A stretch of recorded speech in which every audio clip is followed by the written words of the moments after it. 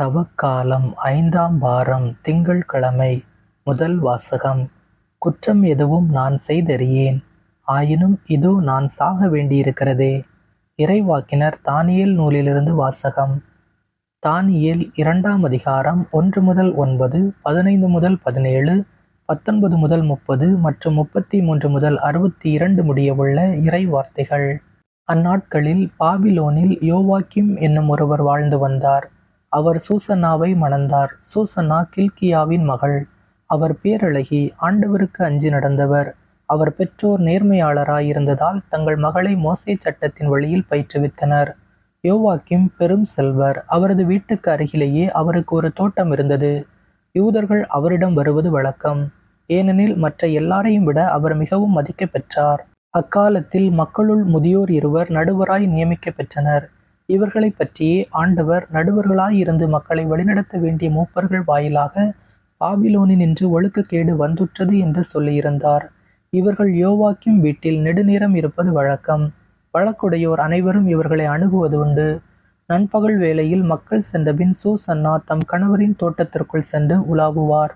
அவர் நாள்தோறும் அங்கு சென்று உலாவுவதை பார்த்து வந்த அந்த முதியோர் இருவரும் அவரை காமுறத் தொடங்கினர். இதனால் அவர்கள் தங்கள் மனதை தகாத வழியில் செலவிட்டார்கள். விண்ணக இறைவனை நினையாதவாறும் நீதி தீர்ப்புகளை கருதாதவாறும் அவர்கள் நெறிமாறி சென்றார்கள். அதற்கு ஏற்றதொரு நாளை அவர்கள் எதிர்நோக்கி இருந்தார்கள்.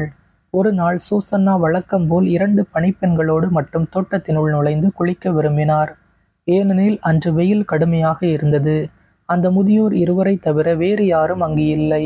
அவர்களோ ஒளிந்திருந்து சூசன்னாவை கவனித்து கொண்டிருந்தார்கள். சூசன்னா பணிப்பெண்களிடம், நான் குளிக்க எண்ணெயும் நறுமணப் பொருட்களும் கொண்டு வாருங்கள், பிறகு தோட்டத்தின் வாயில்களை மூடிவிடுங்கள் என்று சொன்னார். பணிப்பெண்கள் வெளியேறியதும் முதியோர் இருவரும் எழுந்து சூசன்னாவிடம் ஓடிச் சென்றனர். அவரை நோக்கி, இதோ தோட்டத்தின் வாயில்கள் மூடப்பட்டுள்ளன, யாரும் நம்மை பார்க்க முடியாது. நாங்கள் உன்மேல் வேட்கை கொண்டுள்ளோம். எனவே நீ எங்களுக்கு இணங்கி எங்களோடு படு. இல்லாவிடில் ஓர் இளைஞன் உன்னோடு இருந்தான் என்றும் அதற்காகவே நீ பணிப்பெண்களை வெளியே அனுப்பிவிட்டாய் என்றும் உனக்கு எதிராக நாங்கள் சான்று கூறுவோம் என்றார்கள். சூசன்னா பெருமூச்சு விட்டு, நான் பெரும் சிக்கலில் மாட்டிக்கொண்டேன். நான் உங்களுக்கு இணங்கினால் எனக்கு கிடைப்பது சாவு. இணங்காவிட்டால் நான் உங்களிடமிருந்து தப்ப முடியாது. ஆனால் ஆண்டவர் முன்னிலையில் பாவம் செய்வதை விட அதை செய்யாமல் உங்களிடம் மாட்டிக்கொள்வதே மேல் என்றார். பின் சூசன்னா உரத்த குரலில் கத்தினார். உடனே முதியோர் இருவரும் அவருக்கு எதிராக கூச்சலிட்டனர். அவர்களுள் ஒருவர் ஓடிப்போய் தோட்டத்து கதவுகளை திறந்தார். தோட்டத்தில் கூச்சல் கேட்டதும் சூசன்னாவுக்கு என்ன நிகழ்ந்ததோ என்று அறிய அவர் வீட்டில் இருந்தோர் ஓரக்கதவு வழியே ஓடி வந்தனர். ஆனால் முதியோர் தங்கள் கட்டுக்கதையை சொன்ன பொழுது பணியாளர் பெரிதும் நாணம் கொண்டனர். ஏனெனில் சூசன்னாவை பற்றி இது போன்ற எதையும் அவர்கள் இதற்கு முன் கேள்விப்பட்டதில்லை. மறுநாள் சூசன்னாவுடைய கணவர் யோவாக்கிம் வீட்டில் மக்கள் திரண்டு வந்தார்கள். சூசன்னாவை கொல்லும் தீய நோக்குடன் அந்த முதியோர் இருவரும் சேர்ந்து வந்திருந்தனர். அவர்கள் மக்கள் முன்னிலையில் கில்கியா மகளும் யோவாக்கிம் மனைவியுமான சூசன்னாவை இங்கு அழைத்து வருமாறு ஆள் அனுப்புங்கள் என்று கட்டளையிட்டார்கள். உடனே அவரை அழைத்து வர ஆள் அனுப்பினர். சூசன்னா வந்தார். அவரோடு அவருடைய பெற்றோர், பிள்ளைகள், உறவினர் எல்லாரும் வந்தனர். அவருடைய உற்றார் உறவினரும் அவரை பார்த்தவர் அனைவருமே அழுது கொண்டிருந்தார்கள். முதியோர் இருவரும் மக்கள் நடுவே எழுந்து நின்று சூசன்னா தலை மீது தங்கள் கைகளை வைத்தனர். அவரோ அழுது கொண்டே விண்ணக இறைவனை நோக்கினார். ஏனெனில் அவர் உள்ளம் ஆண்டவரை நம்பியிருந்தது. அப்பொழுது முதியோர் பின்வருமாறு கூறினர். நாங்கள் தோட்டத்தில் தனியாக உலாவிக் கொண்டிருந்த பொழுது இவள் 2 பணிப்பெண்களோடு உள்ளே வந்தாள். தோட்டத்து வாயில்களை மூடிய பின் பணிப்பெண்களை வெளியே அனுப்பிவிட்டாள். பின்னர் அங்கே ஒளிந்து கொண்டிருந்த ஓர் இளைஞன் இவளிடம் வந்து இவளோடு படுத்தான். நாங்களோ தோட்டத்தின் ஒரு மூலையில் இருந்தோம். இந்த நெறிக்கட்ட செயலை கண்டதும் அவர்களிடம் ஓடிச் சென்றோம்.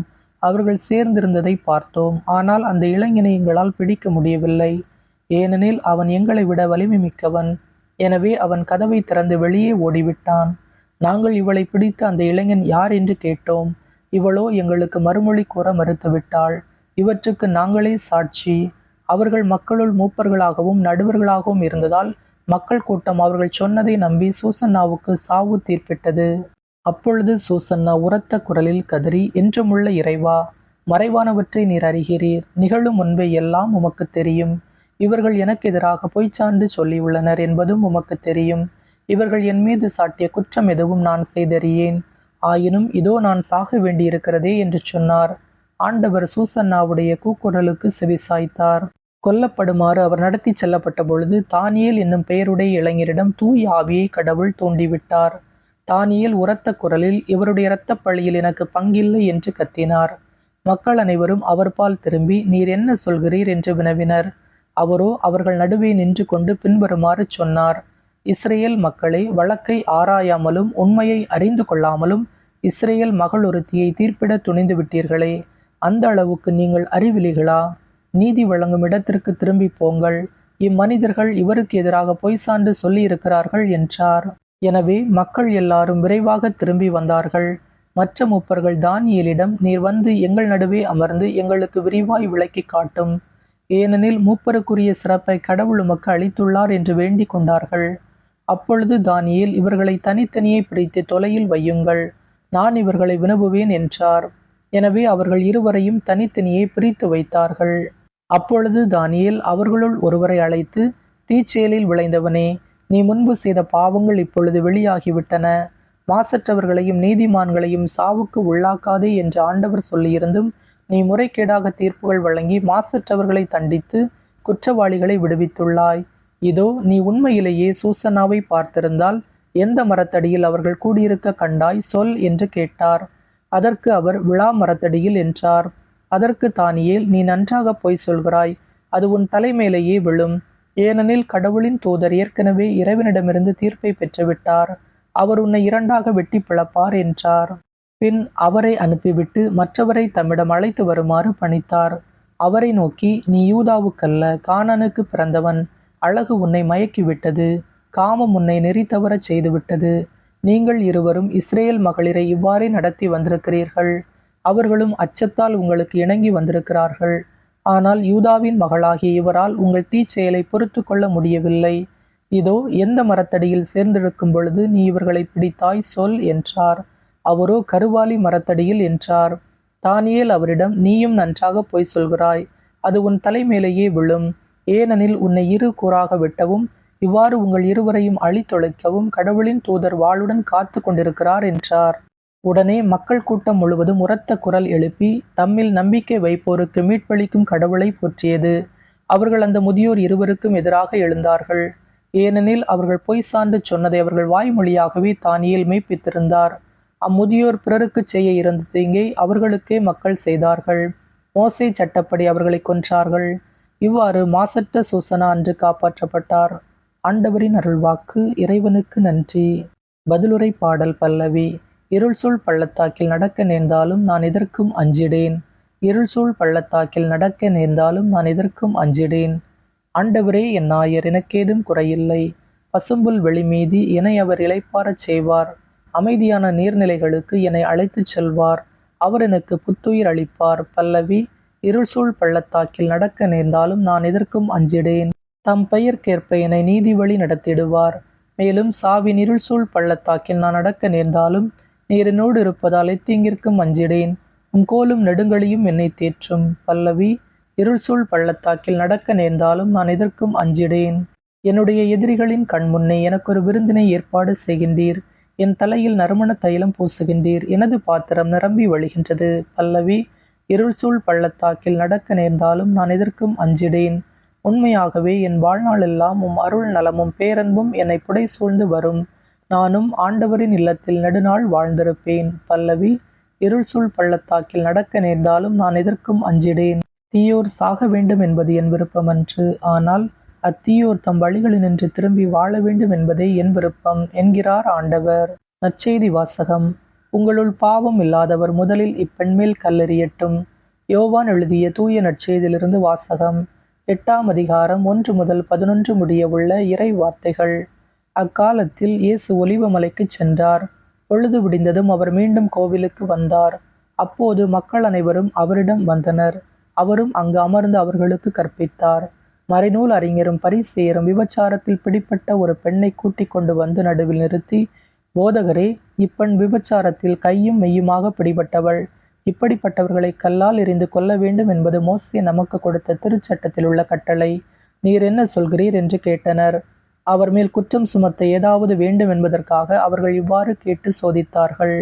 இயேசு குனிந்து விரலால் தரையில் எழுதி கொண்டிருந்தார். ஆனால் அவர்கள் அவரை விடாமல் கேட்டு கொண்டிருந்ததால் அவர் நிமிர்ந்து பார்த்து, உங்களுள் பாவம் இல்லாதவர் முதலில் இப்பெண் மேல் கல்லெறியட்டும் என்று அவர்களிடம் கூறினார். மீண்டும் குனிந்து தரையில் எழுதி கொண்டிருந்தார். அவர் சொன்னதை கேட்டதும் முதியோர் தொடங்கி ஒருவர் பின் ஒருவராக அவர்கள் யாவரும் அங்கிருந்து சென்று விட்டார்கள். இறுதியாக இயேசு மட்டுமே அங்கு இருந்தார். அப்பெண்ணும் அங்கேயே நின்று கொண்டிருந்தார். இயேசு நிமிர்ந்து பார்த்து, அம்மா, அவர்கள் எங்கே? நீர் குற்றவாளி என்று எவரும் தீர்ப்பிடவில்லையா என்று கேட்டார். அவர் இல்லை ஐயா என்றார். இயேசு அவரிடம், நானும் தீர்ப்பளிக்கவில்லை, நீர் போகலாம், இனி பாவம் செய்யாதீர் என்றார். ஆண்டவரின் அருள்வாக்கு. கிறிஸ்துவே உமக்கு புகழ். இன்றைய சிந்தனை. தீர்ப்பிட வேண்டாம். ஆதாம் ஏவாள் தொடங்கி மனிதர்கள் தங்கள் குற்றத்தை மறைக்கவும் பிறர் பெயரை கெடுக்கவும் பழி சுமத்தவும் முயல்வதை பார்க்க முடிகிறது. பிறர் மீது குற்றம் சுமத்தும் போது நாம் நம் குற்றங்களை மறந்து விடுகிறோம். ஒரு குற்றவாளி மற்றொருவரை குற்றவாளி என்று கூற எந்த விதத்திலும் தகுதி உள்ளவன் அல்லவே. இன்றைய நற்செய்தியில் விபச்சாரத்தில் பிடிபட்ட பெண்ணை இயேசுவின் முன் கொண்டு வந்து நிறுத்தி இயேசுவின் மேல் ஏதாவது குற்றம் கண்டுபிடிக்க பரிசேயர் கேள்வி கேட்கின்றனர்.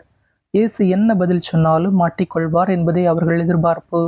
பேசுவது நாம் அல்ல, நமக்குள் கடவுளின் தூய ஆவியார் பேசுவார்.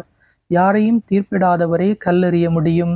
இறை இரக்கம் குற்றவாளியையும் பாசத்தோடு அம்மா என்று கூப்பிடுகிறது. மன்னிப்பு பெறுவது மீண்டும் பாவம் செய்யாமல் இருக்கவே. விபச்சாரத்தில் பிடிபட்ட பெண் எங்கே? ஆண் எங்கே? முதல் வாசகத்தில் சூசன்னாவை பழி சுமத்திய முதியவர்கள் போல, நற்செய்தியில் பாவி பெண்ணை இழிவுபடுத்திய பரிசேயர் போல பிறர் மீது நாம் பழி சுமத்தாமல் நீதியும் இரக்கமும் கொண்டவர்களாய் வாழ்வோம். இயேசுவுக்கே புகழ். இயேசுவுக்கே நன்றி.